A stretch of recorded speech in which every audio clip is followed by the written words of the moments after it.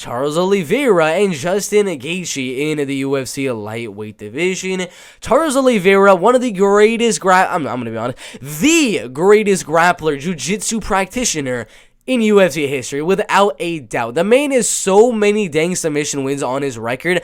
I can't even go through all of them because there is just so many of them. I mean, he just submitted Dustin Poirier. He knocked out Michael Chandler, dominated Ferguson, submitted Kevin Lee, knocked out Jerry Gordon and Nick Lenz. He's beaten so many great fighters in his career. He's been finished a lot. I mean, Paul Felder ground and pound TKO'd him. Pettis guillotined him. Ricardo Lamas guillotined him. Max Holloway TKO them, I guess you can say right there. So he's lost a lot of those fights, but that was a long time ago. Now he's the champion. He's on a crazy 8 or 9 fight win streak, and he's fighting Gaethje, one of the most powerful, electric, highlight reel finishers in this UFC lightweight division. That's why they call him the highlight. But his only way of winning is by knockout. He's not gonna. There's no way he's gonna win how he did against Michael Chandler and get a decision right there. He needs to go out there and strike how he did against Ferguson, how he did against Donald Cerrone, and just play very, very technical on the feet and explode with some big combinations every now and then.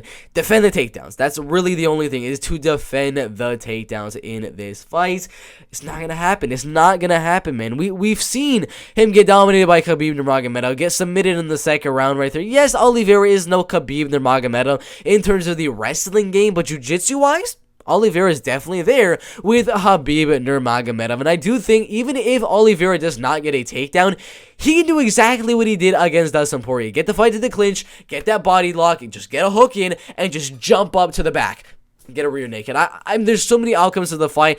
I can see Oliveira knocking out Gaethje as well. Gaethje is not prone to getting knocked out either. I mean, he's been submitted in the Khabib Nurmagomedov fight, but he got knocked out by Eddie Alvarez and Dustin Poirier. Charles Oliveira is also a very good striker. So I'm not saying Oliveira's only path to victory is a submission, but that is the main path to victory, because striking for that long with Justin Gaethje could lead to you getting knocked out, but he could use that to his advantage. He could, honestly, I'm going to be honest, this is a little bit of a weird recommendation for Charles Oliveira, but he could kind of fake like he's hurt a little bit just to wait for Gaethje to come in and he can land a takedown or something like that. I'm going to be honest, that could be a game plan from Oliveira, but I highly doubt that's going to happen. But still, Oliveira's a better grappler.